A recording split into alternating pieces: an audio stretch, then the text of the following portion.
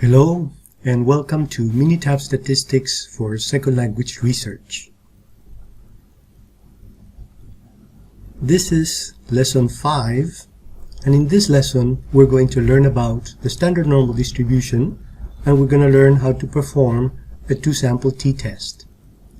This lecture is based on our textbook, A Guide to Doing Statistics in Second Language Research using SPSS and R, translated into Minitab, and this is all in Chapter 8 of our book.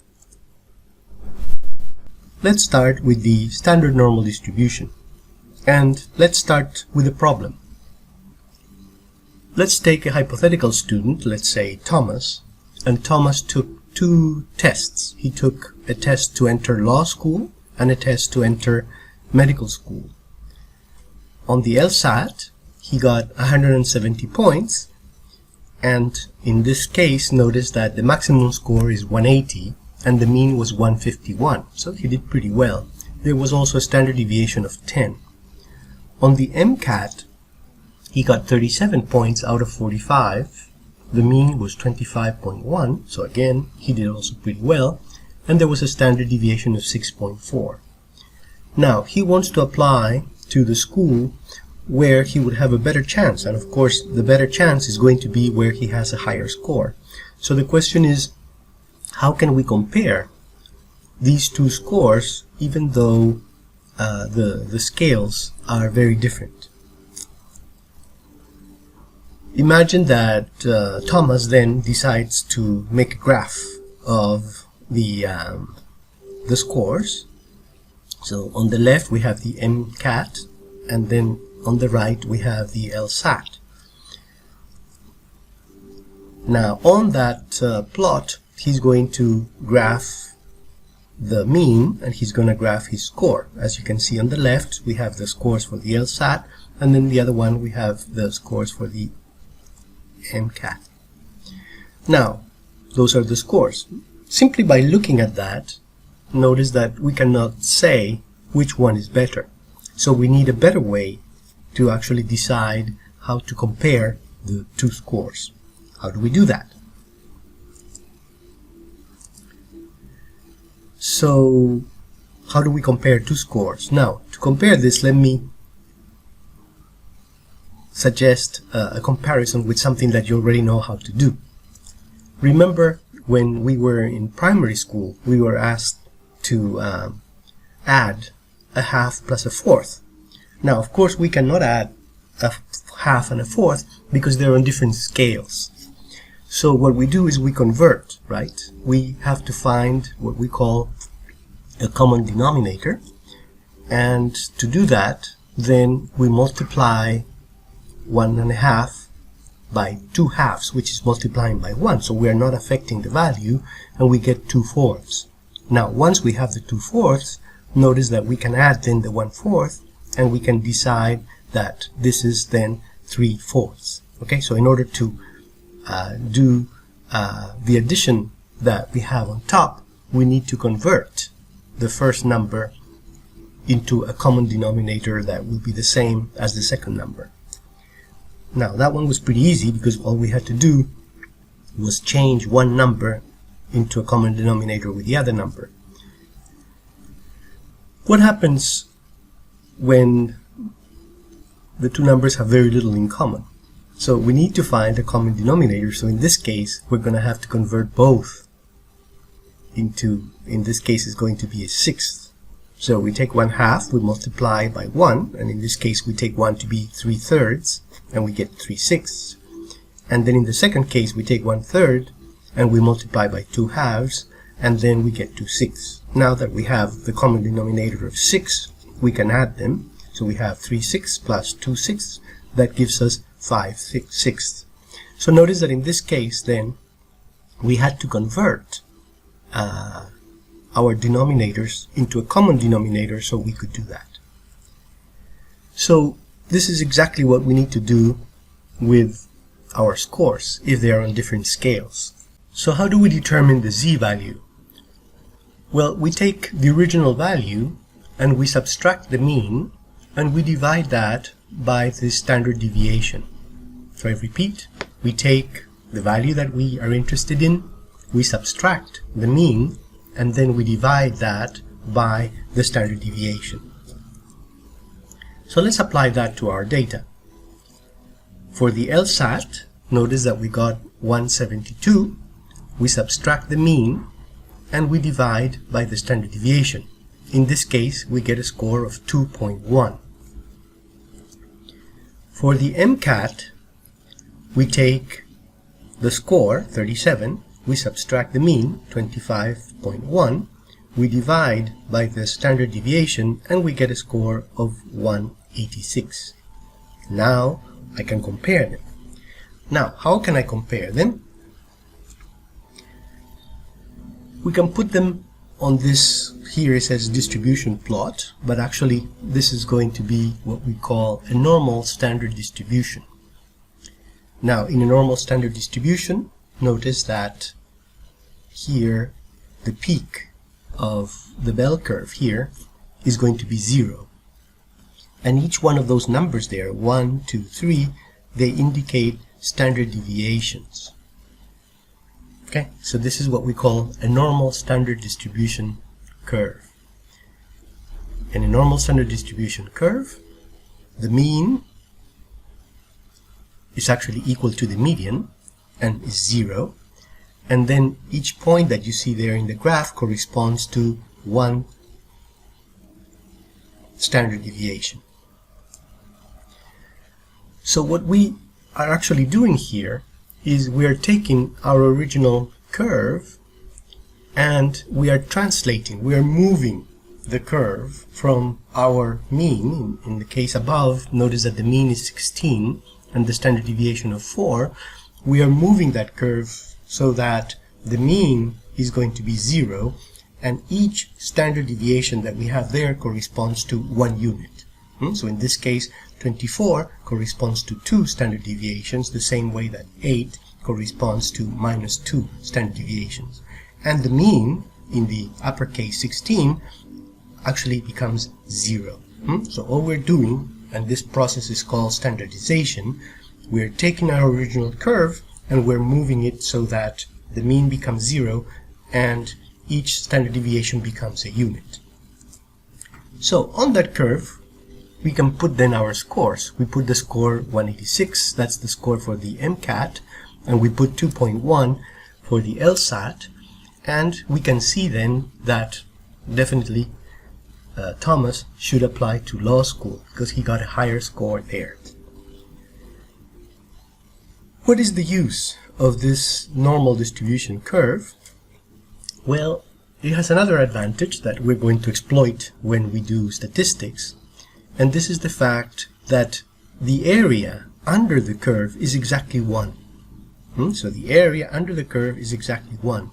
So I can also determine the area that is to my left. So in this case, let's say 186. This corresponds then to the top 97%. So I know then that Thomas is 97% on top of all the candidates that took the test. That's pretty good. Okay, so this is the MCAT score. Now, when I do the same then for the LSAT score, notice that he got 2.1, so he's 2.1 standard deviations above the mean. So in this case, Thomas is on the top 98%. So definitely Thomas then should apply to law school. If he only has one choice, it should be law school. Okay, so now we're ready to go to Minitab, and we're going to learn how to do standardization, and we're going to show the effect of standardization on our data. Let's go to Minitab. Okay, so here we are. We're going to be using Larson Hall 2008 data. Larson Hall 2008. And first we have the scores here for the grammaticality judgment test, the reading, listening, and writing score, the aptitude score, and the total hours that the students studied. let's take the basic statistics for C1 and C2. So we go to Stat, Basic Statistics, Display Descriptive Statistics, and here we want the mean, we want the standard deviation, we want the minimum and the maximum, we don't want non-missing or missing, we don't want the first quartile, we do want the median, we don't want the third quartile, we do want the interquartile range. Okay, so I repeat, we want the mean, standard deviation, minimum, maximum, the median, and the interquartile range. That's all we want. Okay, so click OK, and we want those for the columns C1 and C2, the grammaticality judgment test score and the reading, listening, writing test. Click OK. We get our results there. We can see that the mean for the grammaticality judgment test was 113.03. For the reading writing, it was 50.942. Now, here in this project, we're going to compare the two scores. Notice that they are on different scales. In the case of the grammaticality judgment test score, notice that the minimum was 87 and the maximum was 142, while for the reading, listening, and writing test, the minimum was 19 and the maximum was 90. So they're on very, very different scales. So in order to compare them, we have to reduce them. We had to transform them into a common denominator, as we called it before. And in this case, what we need to do then is we need to standardize the data so we can actually compare the two scores. Okay? So how do we standardize? Let's standardize column C1. So to do that, you go to Calculator, and you go to the end of the first square there. It says Standardize. So Calculator, Standardize, and click. And we want to standardize the grammaticality judgment scores. So we put that in the input column. Now we want to store the results. I'm going to store them in C6, so we have a little separation between the scores here. Okay? So input, we're going to standardize C1, and we're going to store the results in C6. Okay? So I get a new column here, C6, and I am going to call it Grammaticality Judgment Test Standard, so that I remember what this column is. Okay, it's very important to label correctly to make it easier for future reference. So what have I done here? Well, for each of the scores in C1, notice what I did was I took the original score, then I subtracted the mean, and then I divided by the standard deviation, and that gave me the z-score, or this is what we call the standard score. Okay, now let's see the effect of this. Okay, so now I'm going to compare C1 and C6. Okay, so let's do the basic statistics for C1 and C6. So C1, grammaticality judgment score, and I'm going to compare that with the standard score. Click OK. And as you can see, the original mean was 113.03. What have I done? Oh, I reduced it to now 0. Okay, so my mean now became 0. So I repeat what I did in this case. I took my original curve and I moved it so that the mean became 0. Now, the standard deviation, the original standard deviation was 10.31, and now it has become 1.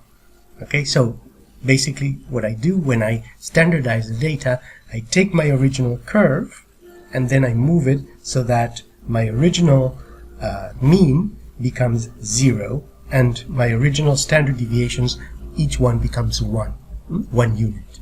So that's what I have done here with the data. Let's do the same with the reading, listening, and writing score. Let's standardize that. So how do we do that? We go to Calculator, and we go to Standardize. We click on Standardize. Now we're going to standardize the reading, listening, and writing scores. Okay, so input, reading, listening, writing score. We stored the results. Now we're going to store them in C7. Make sure you put a different column, otherwise you're going to scratch the original values that you have. And we click OK, and now we have then the reading, listening, writing. I'm going to call this standard so I can remember what that column stands for.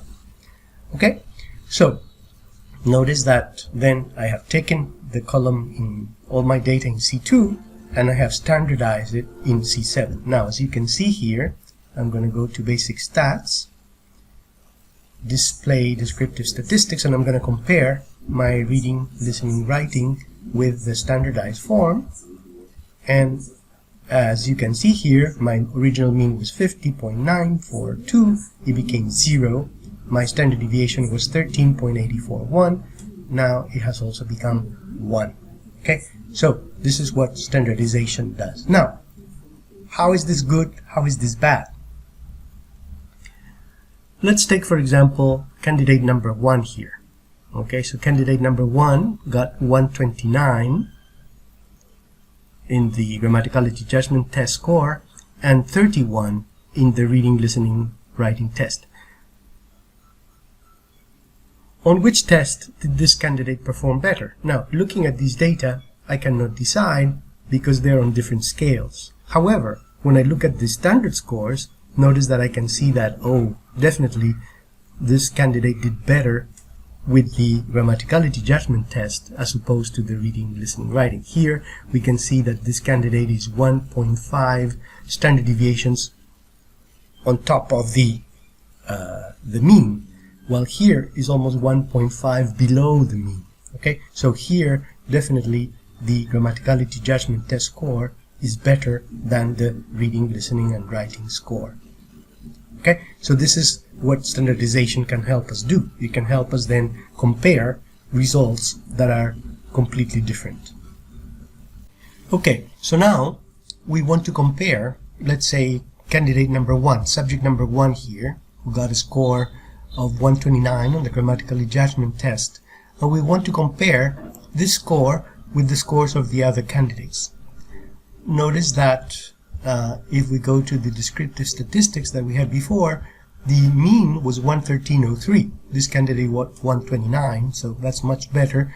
However, we did have a standard deviation of 1031. So we want to see how well he did in comparison to the other people. So here, we're going to go to Graph, and Probability Distribution Plot. So Graph, Probability Distribution Plot, click, and you're going to go to View Probability. View Probability. Now, where it says mean and standard deviation, you're going to enter the mean. So the mean in this case was 113.03, and the standard deviation was 10.31. Okay, so you enter the mean and the standard deviation for that column.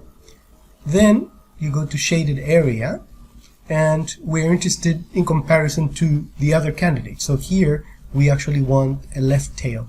Okay, and here where it says X value, you're going to enter the value that you're interested in. So in this case it's 129.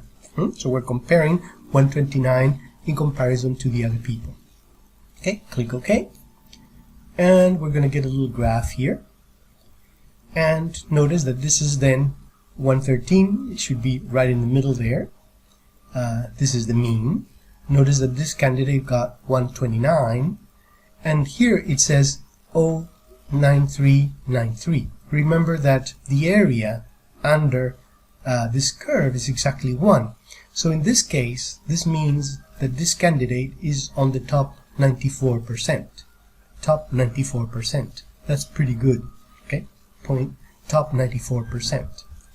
So this is then how we can determine where you are in relation to the other people that you took the test. We could do the same using the standard scores. Okay, so let's go to Graph again and Probability Distribution Plot. Okay, and we're going to view probability. Now, in this case, we're going to use the standard table. So in this case, the standard table, the mean was 0 and the standard deviation was 1. Okay, so this is what the normal curve is going always to be. Is going to be 0 mean, 1 standard deviation. Now for the shaded area, we still want the left tail because we want this in comparison to the other candidates. And in this case, we're going to enter this score. So in this case, the standard score was 1.54873. Okay, 1.54873. So in this case, we're using the standard scores to see how this candidate did in relation to the other candidates in the group. And we do graph and notice that we get exactly the same. So in this case, let me put the two graphs side by side. Okay, so notice that in both cases, here we have the mean 113.03, here the mean is 0. So here we have standardized the data. Standard deviation was 1031, here we reduced it to 1. Here the candidate got 129 points and he's on top 94%. Here we see that the candidate is also 94%, is exactly the same. So these two graphs are actually equivalent. The only difference is that one is the standardized form, the other one is the curve that we originally had. Okay, so this pretty much shows that when you standardize the data, then you have just shifted the curve and of course readapted the curve so that it fits the pattern that you need to have, one standard deviation per unit, and then of course the mean should be 0. Okay, now as we can see here in both cases, we got that this candidate was on 94% on top of the data. Before we move to our discussion about t-tests, I want to show you what is known as the central limit theory, and this is very important when we do statistics. So let's go to graph, probability distribution plot, and view probability. Now we're going to take the normal standard curve with a mean of 0, standard deviation of 1, and we want to see what area we have between two values. So we're going to go here, we're going to hit middle. Now for the x value, I'm going to put -1 standard deviation and 1. So I am interested in seeing what percentage of the area in the graph is going to fall between -1 standard deviation and 1 standard deviation. We already talked about this before, but now we're going to show it in the graph. As you can see here, basically this is -1 standard deviation, 1 standard deviation, and we get 68.27%. So here, between -1 standard deviation and 1 standard deviation, we have about 68.27% of the data. Okay, now what percentage of the data do we have between -2 and 2 standard deviations? So let's try that. Okay, so we're going to go to view probability again. We're going to go to shaded area in the middle, and we're going to go from -2 to 2. Remember how much that was? Okay, let's click it. Now, in this case, notice that now we get 95.45%. Okay, so between here and here, we pretty much have most of the area. We have 95.45% of the data. They will fall here in this area. What about between -3 and 3? Let's try that. Probability distribution plot. Again, view probability. And we want middle area, and we want from -3 to 3. Okay, and we click OK, and we see that we get 99.73%. 99.73%. Okay, so this is what we know as the central limit theory. Basically, that says that if we have between -1 and 1 standard deviations, we have about 68.27% of the data. If we consider between -2 and 2 standard deviations, then we have 95.45% of the data. And if we take minus 3 and 3, then we have 99.73% of the data. Okay, that's the central limit theory. And this is going to be crucial for when we start doing our t-tests and our future tests later in the course. Okay, now we're ready to start discussing t-tests. Now, why do we call them t-tests? We also call them student tests and also t-distribution. This is because the man who invented this, William Seeley Gossett, in 1908, when he published the paper, he used the pseudonym student. So he signed the paper as being authored by a student. And this is why we call it the student test, or the t-test for short. Now, what is a t-test? Is basically a probability distribution that we use to calculate the probability of two mean scores being statistically significant from each other. In other words, what we're doing when we use a t-test, we want to compare two mean scores and the distribution of the scores to see whether they are statistically significant or not. Now, we also use a curve for this. This is what we call the t-distribution, or the t-curve. And this curve, the z-curve, is a little flatter than a z-curve. Here you have the two curves. The red dots represent the z-curve, or the normal curve that we studied before, and the blue line here, this is going to be the t-curve. Now, as you can see, the t-distribution is a little flatter than the normal distribution, and also on the sides you can see that it's a little fatter. Okay, so a t-distribution compared to a normal distribution is a little flatter and a little fatter on the sides. Okay, so this is the main difference between a t-curve and a z-curve. Something that we don't have with the z-curve and when we do z-tests, but we haven't discussed z-tests because normally they're not used in language acquisition, is the notion of degrees of freedom. We have to talk a little bit about degrees of freedom. So let's imagine that we have three variables. Okay, we want three numbers, and we want these numbers to add up to 20. Okay, so you have to pick three numbers, and the three numbers must add up to 20. Well, notice that if I pick, for example, 5, I still have a lot of choices to go. If I pick 6, then notice that now I am bound to have only one number left. Okay, so if I pick 6, notice that the only number that I can have so I can get the total of 20 is going to be 9.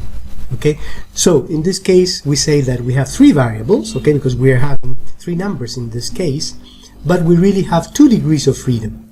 So I am free to choose two numbers, any two numbers, but once I pick the two numbers, my third number is going to be fixed. Okay, so this is why we say that in this set here we have 2 degrees of freedom. Okay, so notice we have 3 variables and 2 degrees of freedom. What happens if I have the choice of having 4 numbers? So I can pick 5, I can pick 6. Now after 6 I can pick any number I want. Okay, so let's imagine I pick 7. So in this case, notice that the total here is adding to 18. So once I have these 3 numbers picked, I only have one choice left, and that number has to be 2. So in this case, I have 4 variables, and I say that I have 3 degrees of freedom. Why do I have 3 degrees of freedom? Because I can pick any 3 numbers, but the 4th number is going to have to be fixed. Okay, so this is what we understand by degrees of freedom. Okay, and as you can see here, how do we know my degrees of freedom? And normally we represent this as a df, degrees of freedom. You take the number of samples that you collected and you subtract 1. That gives you your degrees of freedom. Okay. Unfortunately, when we have a 2-sample test, the formula is not going to be so easy. Okay. So if you have only 1 sample, notice that you just subtract 1.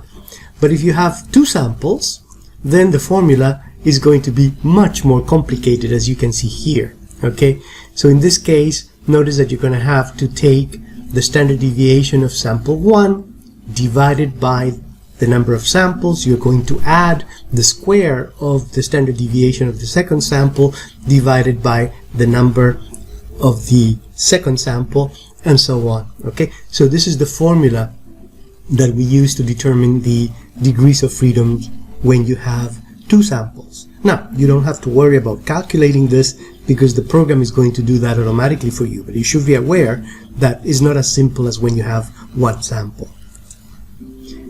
Now, here you can see then that we're going to get different curves depending on the number of degrees of freedom. So here, for example, the curve in blue is the curve that I get when I have 10 degrees of freedom. In other words, I have 11 samples. And if I have 1,000 degrees of freedom, in that case I had 1,001 samples, notice that it's very close to that blue line in spite of the difference in degrees of freedom, but it's not the same. Okay, so notice that then for every different degrees of freedom, we are going to get then different curves. When we run a two-sample t-test, we're going to get a t-value, and here you have the formula for the t-value. As you can see, it's a complicated formula. We don't need to worry too much about it because the computer is going to calculate it for us automatically, but you should understand what the computer is doing. So how does it calculate a t-value? Well, it takes the mean of the first sample, subtracts the mean of the second sample, and then divides that by the square root of s squared, which is this formula down here. We will talk about that, and it will multiply s squared by 1 divided by the number of samples of your first sample plus 1 minus divided the number of the second sample. Okay, this is how you're going to get a t-value. So this is a t-value for your test, for the test where you are comparing two means. Now this s squared that you have here is calculated this way. So basically you add each value and you subtract to the value the mean of the sample, and then you square that and you sum that. So you sum all the values and then you subtract the mean for each sample divided, and then you square that. Then you're going to add the same operation with the second sample. So you're going to take each value, you're going to subtract the mean, and you're going to square that, and you're going to add up all those values. And when you're done with that, you're going to divide that by the number of your first sample, the number of your second sample, and you're going to subtract 2.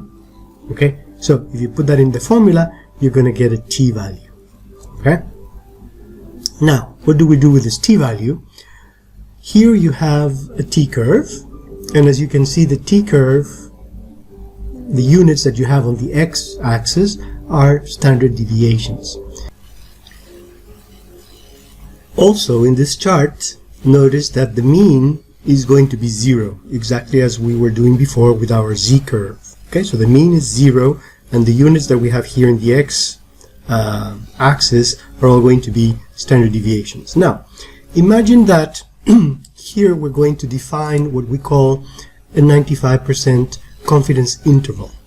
Okay, so we're going to make a hypothesis, and we're going to say, okay, we're going to accept a range from this unit to this unit. Okay, so this is going to be my confidence interval. Now in this case, how do we do this? So here you have the same 95% confidence interval. Typically we use CI for confidence interval. And notice now that we have added here what we call a critical t-value. And in this case, it's 1.984. And notice that we also have a minus 0.1984. Why is this? Because here we have what we call a two-tailed test, because we're trying to prove an equality. We will come back to this in a second. But the point here is that we have a critical t-value. Okay, and this critical t-value depends on the number of degrees of freedom that we have. So in this case, this is the t-value that is valid for 99 degrees of freedom. here we have, as we can see, the same graph that we had before, but I am going to add now another graph, and this is when we have 25 degrees of freedom. Now notice that when we have 99 degrees of freedom, the critical t-value is minus and plus 1.984, but when we have 25 degrees of freedom, is going to be minus 2.06 and plus 206. So in this case, the main point then is that the t-critical value is going to depend on the degrees of freedom. So how do we put this together with the t-value that we were talking about before, that we're going to obtain when we compare two samples? So here we have the original graph that we had before, and we're going to have to deal now with hypothesis testing. So in this case, my null hypothesis is going to be that the means are similar, and the alternative hypothesis is going to be that the means are not similar. Now, how am I going to decide in favor of the null hypothesis or not in favor of the null hypothesis? So in this case, we have our t-distribution here, and I have shown here the two critical values that we determined before. This is assuming that I have 99 degrees of freedom. So in this case, my critical value is plus and minus 1.984. Now, in this graph, notice then that I am assuming a 95% confidence interval. Okay, so this means that all this white area that I have here, this is going to be my 95% confidence interval. If my t-value falls in this area, I am not going to reject the null hypothesis. And if it falls in the brown area, this is going to be my reject area. Okay, so I repeat, we have this curve, and in this curve then, we have determined two areas. One area that is going to be inside the critical values, and another area that is going to be outside the critical values. If we are inside the critical values, this is going to be the area where we do not reject the null hypothesis. And if we are outside these critical values, then we are going to reject the null hypothesis. Let me give you an example. Imagine that we run the test and we get a t-score of 1.8. Where is 1.8 in this graph? Well, as you can see, this 1.8 falls in the do not reject null hypothesis area. So in this case, with this result, I cannot reject the null hypothesis. Okay, so I don't have evidence here to claim that the means are not similar. So I will conclude then that the means are similar. Okay, on the other hand, imagine that I get a t-score of 2.5. Where is this t 2.5 in this graph? Well, notice that this is going to fall in the reject area. So if my t-score is at 2.5, then in this case I have to reject the null hypothesis. Okay, so basically we can reach two conclusions. Either we do not reject the null hypothesis or we reject the null hypothesis. We have not proved the alternative hypothesis. So with the result of our t-test, either we reject the null hypothesis or we do not reject the null hypothesis, but notice that we do not prove the alternative hypothesis. There's one more way that we can decide whether the null hypothesis works or not. Okay, so here we have again the null hypothesis. The means are similar or the means are not similar. Before we defined a 95% confidence interval, so this means that I am accepting a 5% margin of error. This is what we're calling here alpha. So the margin of error that I am allowing is for 5% or 0.05. So what we're going to do then is we're going to compare our p-value, which our test is going to value for us, with alpha. And you know the song already. If p is low, h null must go.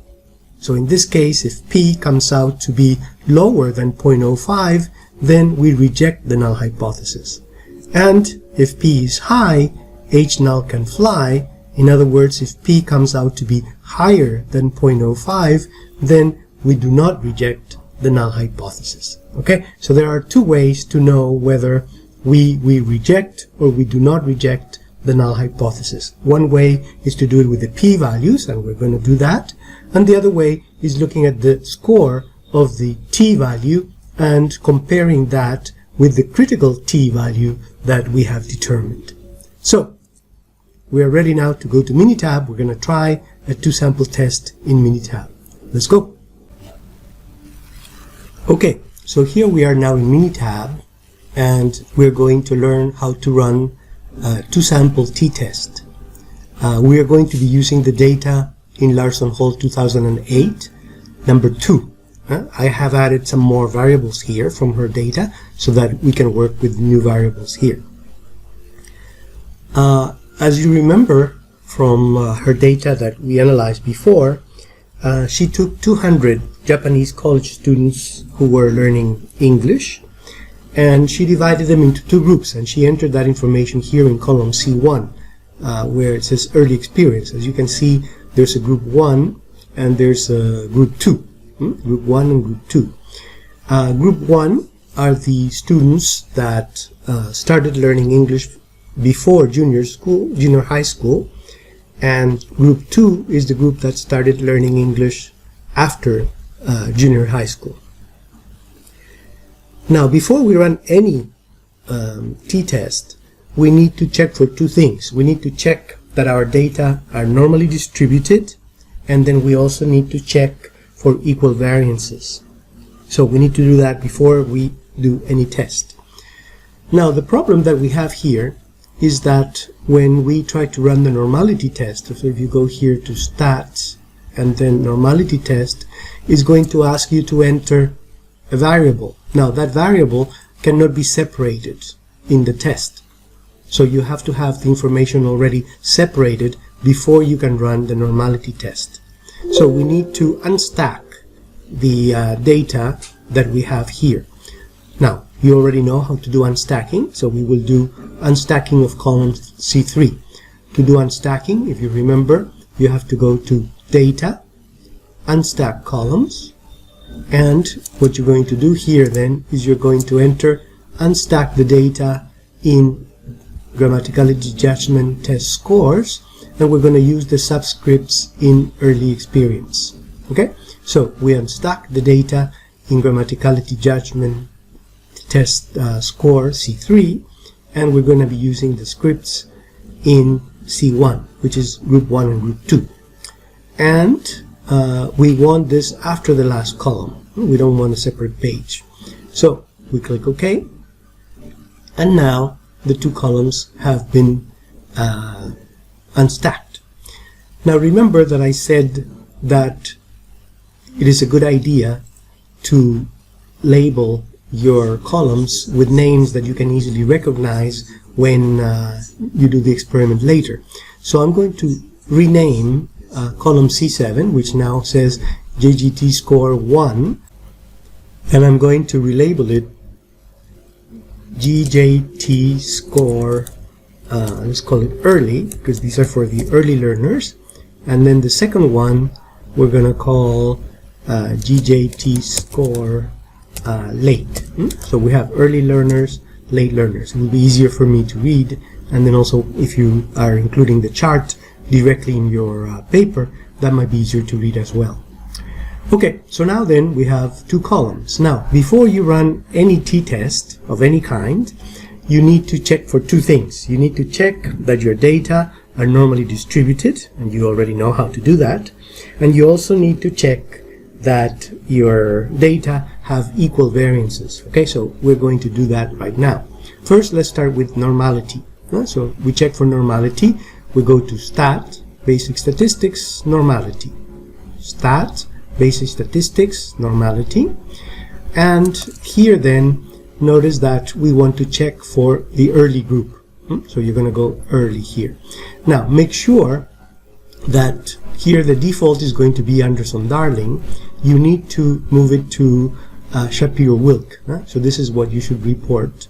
Normally in language acquisition we use the Shapiro-Wilk, which here in Minitab is called Ryan Joyner. Okay, so click OK, and we're going to get this graph here. Now as you can see, we have a straight line, and pretty much all the points stick to that line, which is what we want. Okay, and in case we cannot just read it off the chart, we check here for the Ryan Joyner value with the corresponding p-test, p-value, and in this case notice that it says higher than 0.1.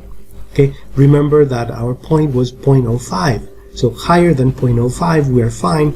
So the data here are normally distributed. So C7, no problem, everything is normally distributed.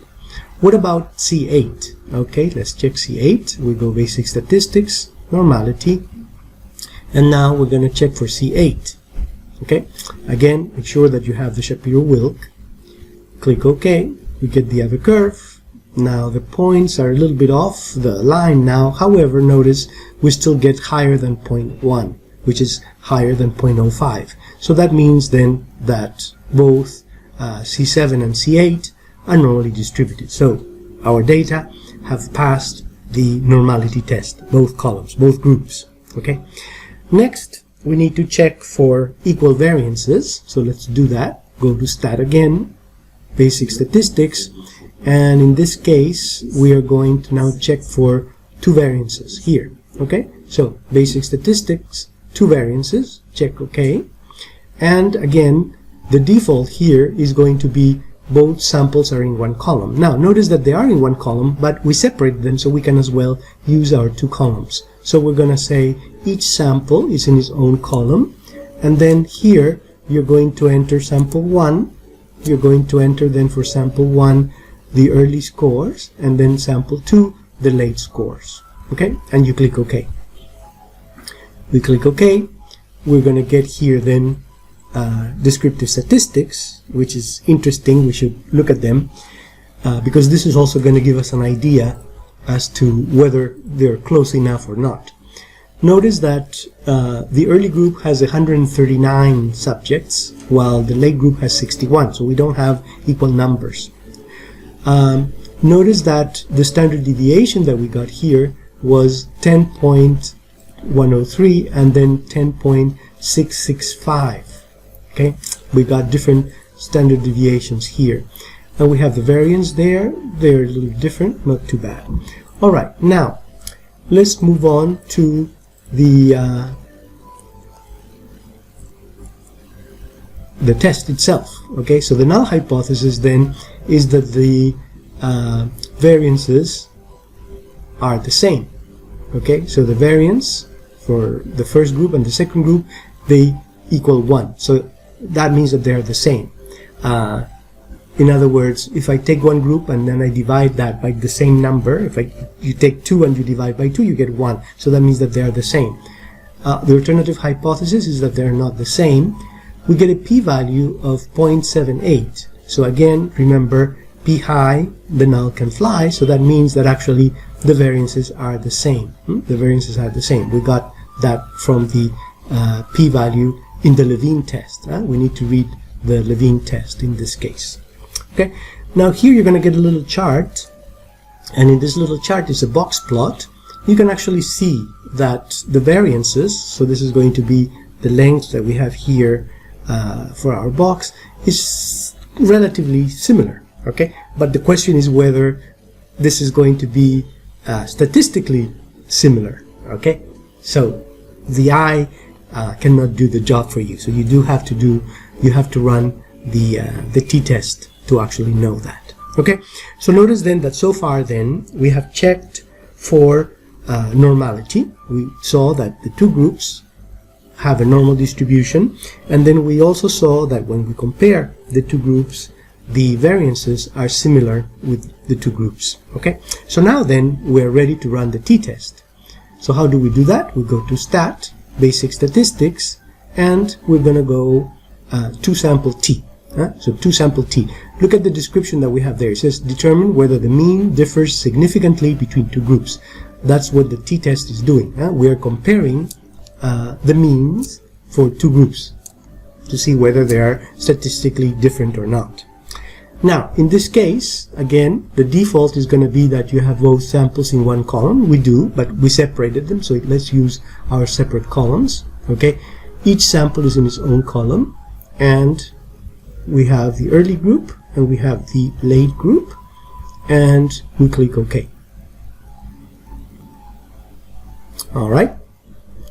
So here then we got descriptive statistics. Notice that here it lists the means, and the means are 112.3 and 114.7. They're not the same, but the question is that difference significant or not, statistically significant or not? To decide that, notice that we need to take into account the number of samples that we got. So we have 139.61. Notice they're not the same number, and we need to consider also the standard deviation. This is what the program is going to do for you. All right. So here we have a little sample, a little show of the descriptive statistics. Now, you should use the descriptive statistics to see whether the result of your test is going to match that. If it doesn't match, then you should run it again, because that means that something might have gone wrong. Now, in this case, the 2 means, remember we're comparing means, are very close. So we might get a result that the two means are actually very similar. Okay? Now here then we go to the test itself, and notice that the test itself shows us that the difference between mean of the first group and the mean of the second group is 0. So that means that the 2 means are the same. So if you have 2 and you subtract 2, you get 0, right? Why? Because 2 is equal to 2. So in this case, M1 would be equal to 2. This is the way we write the null test in this case. The alternative hypothesis would be that they're not the same. So they would not be equal to 0. We get 2 values here that are important. One is the t-value here, minus 1.51, that we're going to test in a second. And then the other one, we get a p-value. Now, with the p-value, we already can determine the result. Remember, p is high, so in this case, we're comparing p, the p-value here is 0.134 with alpha. Alpha is 0.05. P is higher than alpha.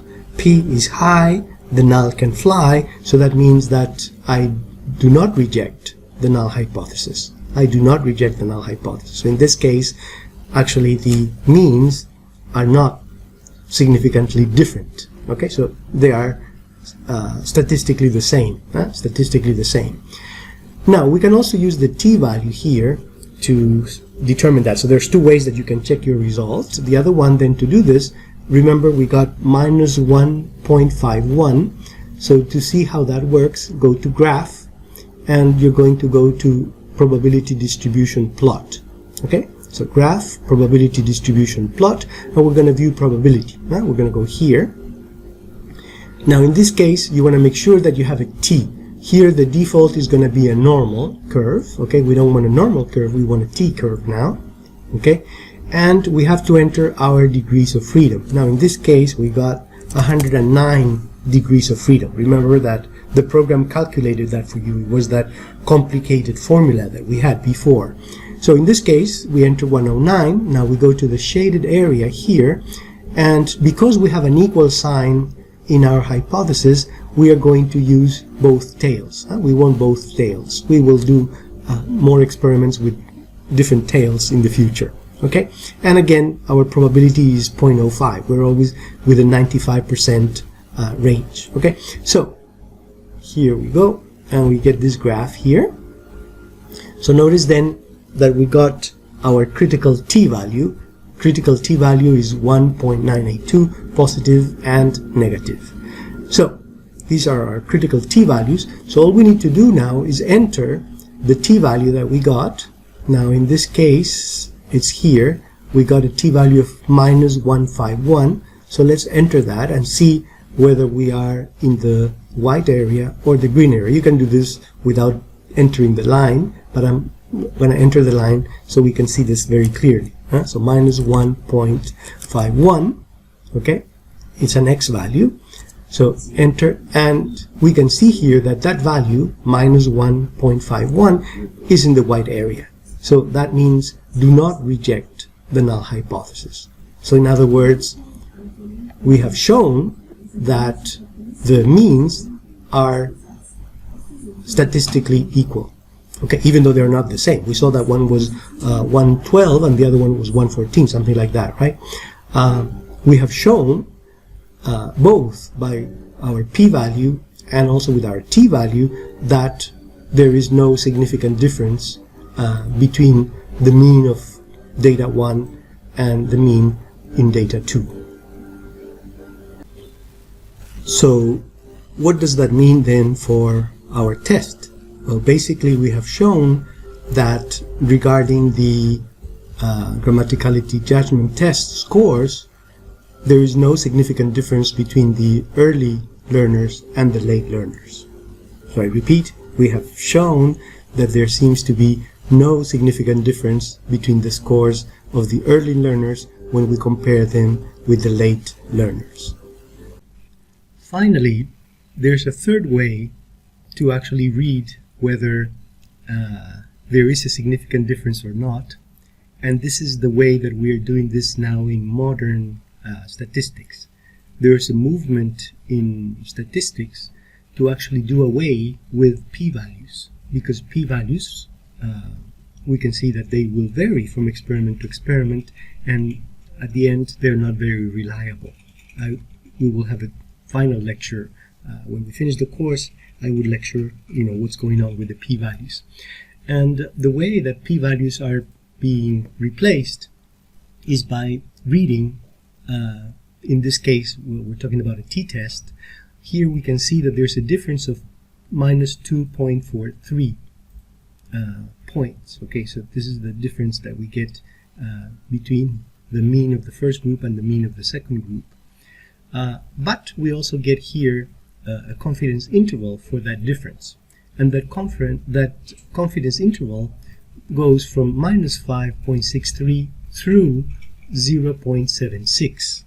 Now, the trick here is that if the confidence interval that we get for the difference goes through 0, then we can conclude that the two means are actually similar.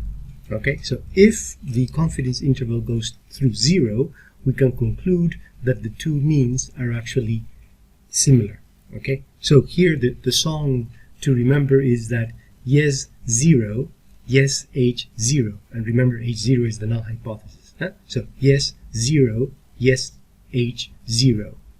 So if the confidence interval goes through 0, then you accept H0, which is the null hypothesis. Yes 0, yes H0. Summarizing then, we can see that there are three ways that we can decide whether there is a significant difference or not between the two means. One is by reading the p-value and comparing the p-value with alpha, which normally is going to be 0.05. P is high, then the null flies. P is low, then the null goes.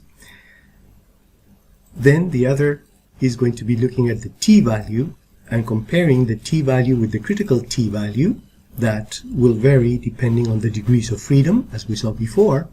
And the third and last way is by looking at the confidence interval that we get for the difference.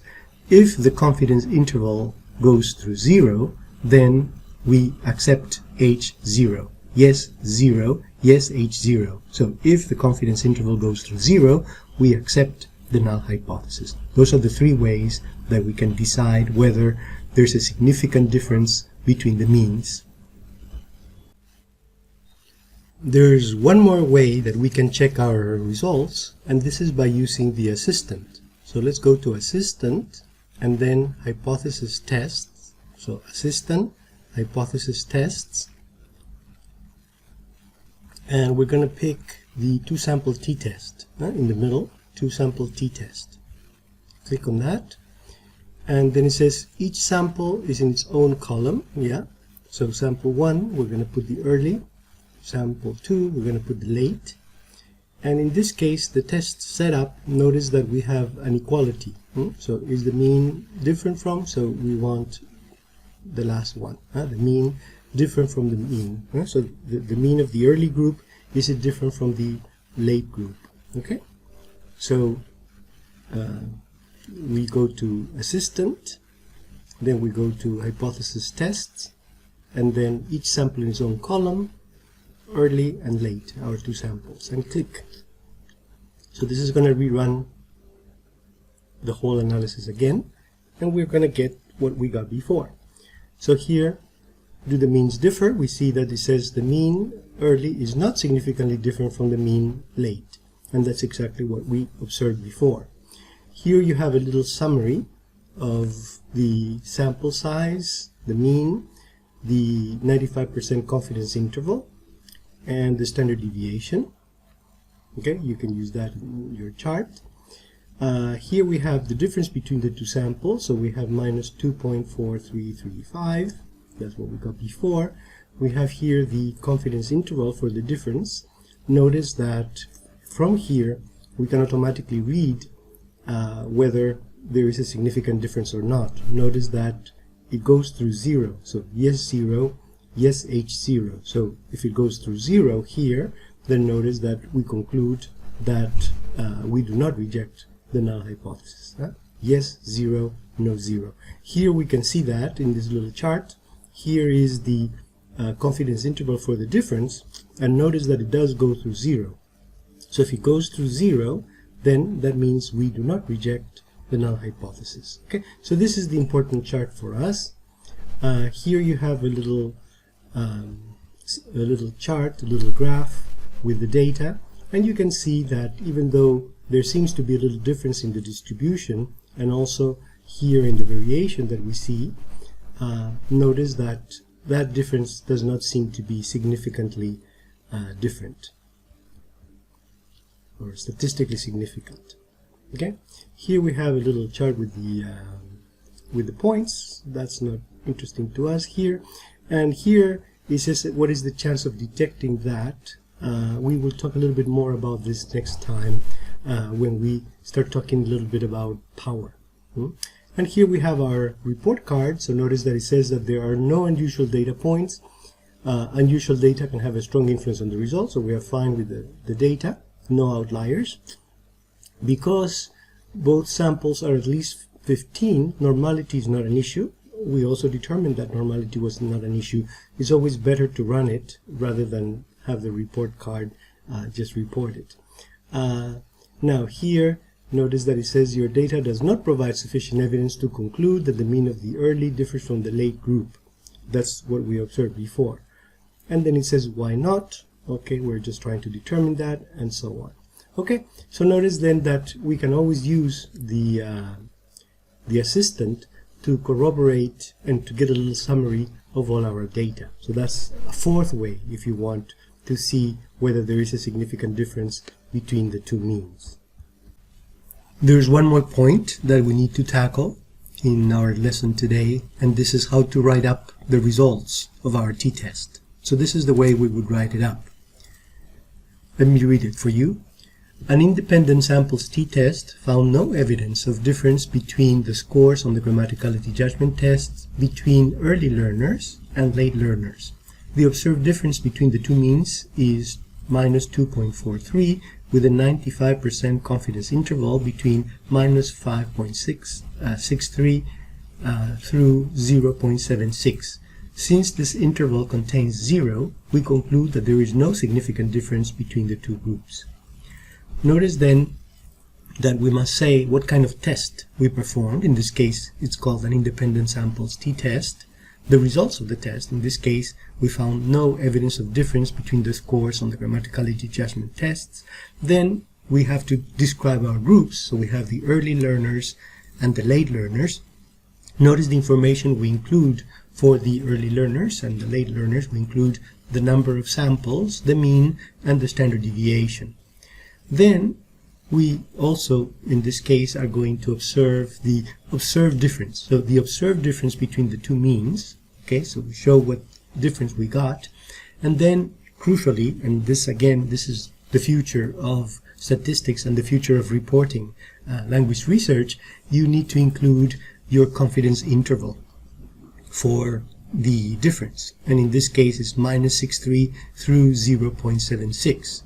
And again, you reinforce your final conclusion just through the confidence interval. And in this case, since this interval contains 0, we conclude that there is no significant difference between the two groups. More and more, the research in language acquisition is including these confidence intervals, because if you repeat the experiment, it's very unlikely that you're going to get the same p-value. However, the confidence intervals, those are more reliable in case you need to replicate the study. Okay, so now we are then ready to finish our lesson for today. In this lesson we studied a lot. We learned about z-scores and the z-curve. We learned how to standardize the data. We learned about the t-distribution, and we compared the t with the z-distribution. We talked about degrees of freedom. We talked about critical t-values. And then we learned how to relate the critical t-value with the results of the t-test. And we saw then that we're going to get two areas. Basically, we're going to get a do not reject null hypothesis and reject null hypothesis. And depending on where the result of the t-test falls, then we're going to reject or not reject the null hypothesis. Then we also learned how to read p-values. And again, we compare p-values with alpha. And in most cases is going to be an alpha of 0.05. And comparing then, if p is lower than 0.05, then the null must go. So in other case, we reject the null hypothesis. And if p is higher than alpha, then null can fly. In that case, then we do not reject the null hypothesis. Finally, we also learned how to read the confidence intervals, and then we said that if the confidence interval contains 0, then we do not reject the null hypothesis, and in this case the song was yes 0, then yes A0. Finally, we learned how to write up the results of our experiment in a scientific way and in a way that can be publishable. Okay, now it's time to discuss our project for next week. We are going to be using the data in Larson Hall 2008 number 2. And the task that you have for next week is you're going to compare the scores or the results of the reading, listening and writing scores for the early and the late group. Remember that the data is all in one column, so you have to separate them and then analyze them. So the first task is for you to show the basic descriptive statistics for each group regarding the number of samples, the mean, the standard deviation, and the minimum and the maximum scores. Include a chart with the information. You don't need to say anything about it. Just show the chart. And then you're also going to show a box plot, and then you will discuss the results that you observe in the box plot. Then you're going to run a 2-sample t-test to compare the means of the two groups, and you're going to answer this question: is there a significant difference between the two groups? And you're going to discuss your conclusion in terms of a t-value, a p-value, and a 95% confidence interval for the difference of the means. And the last part of the project, you have to answer this question: can we use the values of the reading, listening, writing test to predict the value for the grammaticality judgment test? What is the correlation between the two variables? What percentage of the variation in the grammaticality judgment test scores can your model explain? And is that relationship statistically significant? Now, if you still have energy after that, there's a bonus question there. You can run the same procedures, A, B, and C, that I described before, for the data regarding aptitude, the same data set. So that's your challenge for next week. And this brings us to the end of lesson 5. In this lesson, you learned how to perform a 2-sample t-test. I hope you found this lesson useful, and I will see you then next week. Take care until then.